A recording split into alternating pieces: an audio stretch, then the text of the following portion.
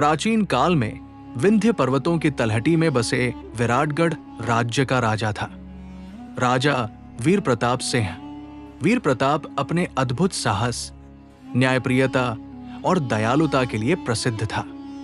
महल में सैकड़ों कर्मचारी थे, रसोइया, बागबान, घुड़साल के रखवाले, सैनिक और कई नौकर नौकरानियां। उन्हीं कर्मचारियों में एक वृद्ध नौकर था, रामदीन। वो लगभग 30 वर्षों से महल की सेवा कर रहा था। रामदीन का घर छोटा था, लेकिन उसकी दुनिया बहुत बड़ी थी, क्योंकि उसकी दुनिया थी उसकी बेटी कुसुम। कुसुम 16 वर्ष की थी, सीधी सादी, विनम्र पर बेहद समझदार, चेहरे से साधारण पर हृदय से असाधारण। मां के न रहने पर उसने ही अपने पिता का सहारा बनकर जीवन संभाला था। वो पढ़ने लिखने की बहुत शौकीन थी, लेकिन गरीबी ने उसे स्कूल से दूर कर दिया था। फिर भी वो हर पुस्तक को ऐसे पढ़ती जैसे कोई व्यक्ति संसार को आंखों से पीता है। महल के लोग भी उसे आदर से देखते थे, लेकिन कोई नहीं जानता था कि एक दिन राजा की जिद भी उसी लोक कन्या पर आ टिकेगी। वसंत का महीना था। राजा सुबह सुबह बगीचे में टहल रहे थे। नए फूल खिले थे, गुलाब, कचनार और चमेली की महक हवा में फैली थी। उसी समय कुसुम एक टोकरी में फूल लिए बगीचे में आई। वो महल के लिए सुबह के ताजा फूल चुनने का काम करती थी। राजा उसे अक्सर आते जाते देखते, लेकिन कभी ध्यान नहीं दिया। पर आज वो उसकी आवाज पर ठिठक गए। कुसुम पेड़ की ओर बढ़ते हुए धीरे धीरे गुनगुना रही थी, जग में वही सुहाना जो मन को भाए। उसकी आवाज कोमल थी, पारदर्शी। राजा ठहरकर उसे देखने लगे। कुसुम ने राजा को देखा तो घबराकर तुरंत झुक गई। महाराज, प्रणाम। राजा ने एक पल को उसकी आंखों को देखा, निर्मल, शांत और बिल्कुल निडर। तुम्हारा नाम क्या है? राजा ने पूछा। कुसुम, रामदीन की बेटी। राजा मुस्कुराए। सुंदर नाम है। कुसुम सिर झुकाकर फिर से फूल चुनने लगी। राजा कुछ क्षण उसे देखते रहे और लौट गए, लेकिन मन में हलचल रह गई। अगले कुछ दिनों में राजा ने महसूस किया कि कुसुम सिर्फ फूल नहीं चुनती, वो बगीचे की देखभाल में एक अलग ही सावधानी रखती थी।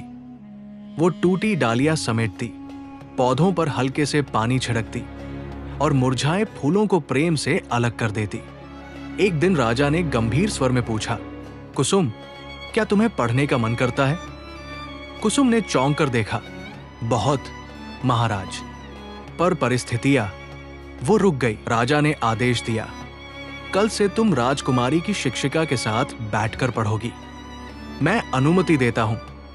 कुसुम स्तब्ध रह गई। उसकी आंखों में चमक आ गई। गला भर आया। महाराज, मेरी हैसियत। राजा मुस्कुराए। ज्ञान के सामने हैसियत छोटी नहीं होती। उस दिन कुसुम के जीवन का नया अध्याय शुरू हुआ। राजा के निर्णय की चर्चा महल में फैल गई। कुछ खुश हुए, कुछ चकित हुए और कुछ को यह बिल्कुल पसंद नहीं आया। सबसे अधिक नाराज हुई रानी की सबसे करीबी दासी मालवती। वो हर जगह चुगली करती। एक नौकरानी की बेटी अब राजकुमारी के साथ पढ़ेगी, ये तो अपमान है। लेकिन कुसुम ने कभी शिकायत नहीं की। वो बस मन लगाकर पढ़ती रही। संस्कृत, साहित्य, इतिहास, संगीत। उसकी बुद्धिमानी जल्द ही सब पर भारी पड़ने लगी।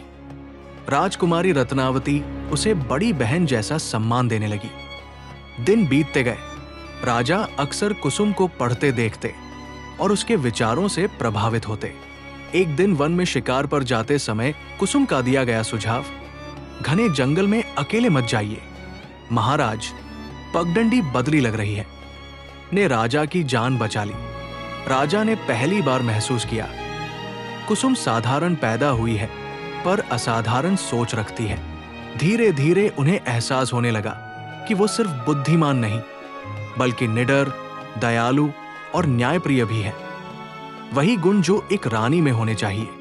उसी दिन राजा ने मन ही मन एक निर्णय ले लिया, वो कुसुम को रानी बनाएंगे। पर यह आसान नहीं था। राजा ने दरबार बुलाया। सभी मंत्री, राजकुमारी, रानी मां सब उपस्थित थे। राजा ने घोषणा की, मैं जीवन साथी के रूप में कुसुम को चुनना चाहता हूं। हॉल में सन्नाटा छा गया। सबसे पहले विरोध किया सेनापति ने, महाराज, एक नौकर की बेटी, ये तो परंपरा के विरुद्ध है। मंत्री बोले, राजा की पत्नी शाही खून की होनी चाहिए। रानी मां ने गुस्से से कहा, वीर प्रताप, तुम पूरे राज्य की मर्यादा दांव पर लगा रहे हो। राजकुमारी रत्नावती को भी आश्चर्य हुआ, लेकिन वो कुछ न बोली। कुसुम तो बिल्कुल ही बोलहीन हो गई थी। राजा ने गरजदार आवाज में कहा, खून नहीं, गुण राज करता है, और कुसुम में वे सभी गुण हैं जो एक सच्ची रानी में होने चाहिए। लेकिन दरबार असहमत रहा। राजा ने स्पष्ट कर दिया, मेरे निर्णय के आगे कोई बहस नहीं। मैं विवाह करूंगा तो कुसुम से। पूरा राज्य गूंज उठा। राजा एक नौकर की बेटी से विवाह करेगा। लोगों में दो मत बन गए। कुछ बोले राजा सही है, कुछ बोले ये परंपराओं का अपमान है। राजा के स्वयं के परिवार ने कुसुम को दोषी ठहराया, जबकि कुसुम सबके सामने रोकर बोली, महाराज, मैं इस योग्य नहीं हूं। मैं आपके फैसले का विरोध करती हूं। लेकिन राजा का दिल कुसुम पर अटक चुका था और उनकी जिद किसी तूफान से कम नहीं थी। अंत में राज्य की परंपरा के अनुसार निर्णय लोकसभा यानी प्रजाजनों की सभा में रखा गया। वहां कुसुम को 3 कठिन परिस्थितियों में अपनी योग्यता साबित करनी थी। राजा ने 3 प्रश्न रखे। कुसुम के उत्तर इतने सटीक, गहरे और न्यायपूर्ण थे कि विद्वान भी हैरान रह गए। एक घायल सैनिक की नाड़ी धीमी हो गई थी। कुसुम ने बिना डरे उसका रक्त रोकने के लिए अपनी साड़ी का पल्लू फाड़कर पट्टी बनाई और उसकी जान बचाई। एक गरीब विधवा को गलत साबित किया जा रहा था। कुसुम ने उसकी बात सुनी, सबूत जुटाए और उसे न्याय दिलाया। सभा ताली से गूंज उठी।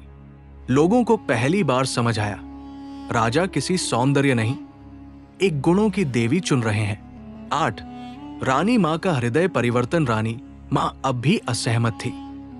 एक रात कुसुम उनसे मिलने गई और बोली, माताश्री, मैं आपका ताज नहीं चाहती, बस अपने पिता का सम्मान चाहती हूं। रानी मां कुसुम की विनम्रता से पिघल गई।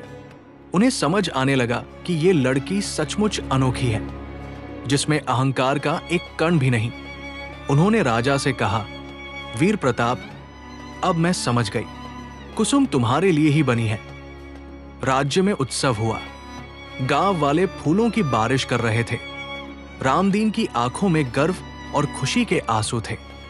राजा वीर प्रताप और कुसुम का विवाह हुआ, सीधा, शांत और प्रेम से भरपूर। कुसुम रानी बनी तो राज्य में शिक्षा, न्याय और दया का नया युग शुरू हुआ। वो गरीबों की मदद करती, महिलाओं को शिक्षा दिलाती और सैनिकों के परिवारों का ख्याल रखती। लोग कहते, नौकर की बेटी नहीं, धरती की बेटी आज रानी बनी है। परंपराएं मनुष्य बनाता है और मनुष्य जब चाहे उन्हें सुधार सकता है। श्रेष्ठता जंग से नहीं, गुणों से होती है। कभी कभी एक राजा की जिद समाज का भविष्य बदल देती है, अगर वो जिद न्याय की हो। विनम्रता सबसे बड़ा आभूषण है, चाहे वो रानी के सिर पर ही क्यों न हो। यदि वीडियो अच्छी लगी हो तो हमारे चैनल को सब्सक्राइब जरूर करें। तो मिलते हैं अगले वीडियो में, तब तक के लिए राधे राधे मित्रों।